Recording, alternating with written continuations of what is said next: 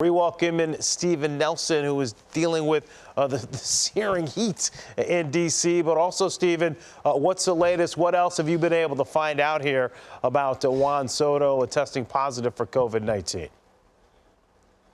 Yeah, Fran, listen, as joyous a day as this is, opening day in July, baseball being back, there is no escapism. As much as people want to escape whatever it is in this world that is getting to them right now, we're dealing with it. They're dealing with it. These players are playing through it. And another positive COVID-19 test hitting this game, this opener, the Nationals and the Yankees here in D.C., and not just hitting anybody, but hitting Juan Soto, the young star outfielder for the Washington Nationals. He is asymptomatic.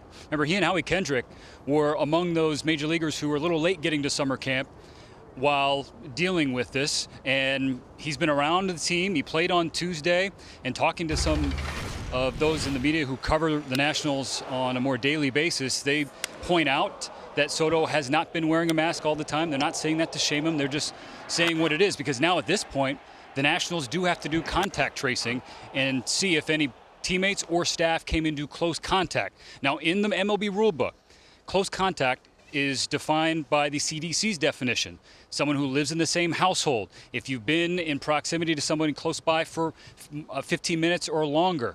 If you've had direct contact with someone who is sick with COVID-19, and specifically like being coughed on or sneezed on.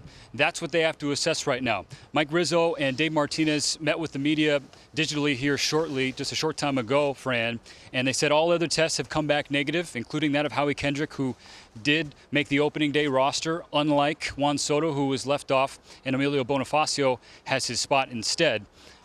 Davey Martinez was frank, said this hit us. It hit us hard, and it hit us at a bad time. And it reinforces the fact that if you're able, whenever you are able, to wear a mask. All right, let's flip it over to the Yankees here. And with the short season starting late here towards the end of July, there's some players who maybe might not have been ready at the beginning of the season who are going to be ready for the Yankees. And one of those players is Aaron Judge, who, if the Yankees are going to go on and do big things in 2020, Judge will have to have a significant role. No question, franchise. On Central today, they were asking for bold predictions, and I said Giancarlo Stanton revenge tour with 30 home runs in 60 games. I think you could apply the same logic to Aaron Judge. He's batting second, playing right field tonight, behind Aaron Hicks in the lineup against Max Scherzer and the Nationals. And listen, as much as any athlete says we got to block out the noise, we're not listening to all these negative headlines, you know, being the face of the New York Yankees, that Aaron Judge has at least heard the whispers and the back page headlines about him being injury prone, even though he's dealt with some freak ones at that, a rib injury that they didn't diagnose initially, didn't know where it was for a long time, 60 games with the oblique, getting hit by a pitch.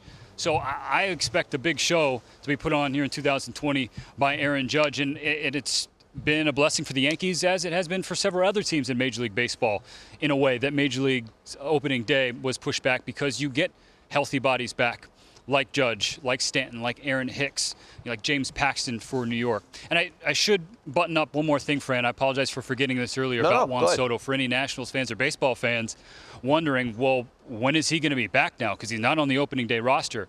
So after this negative test, which apparently occurred 2 days ago, and again, he's been asymptomatic, he has to test negatively twice, at least 24 hours apart.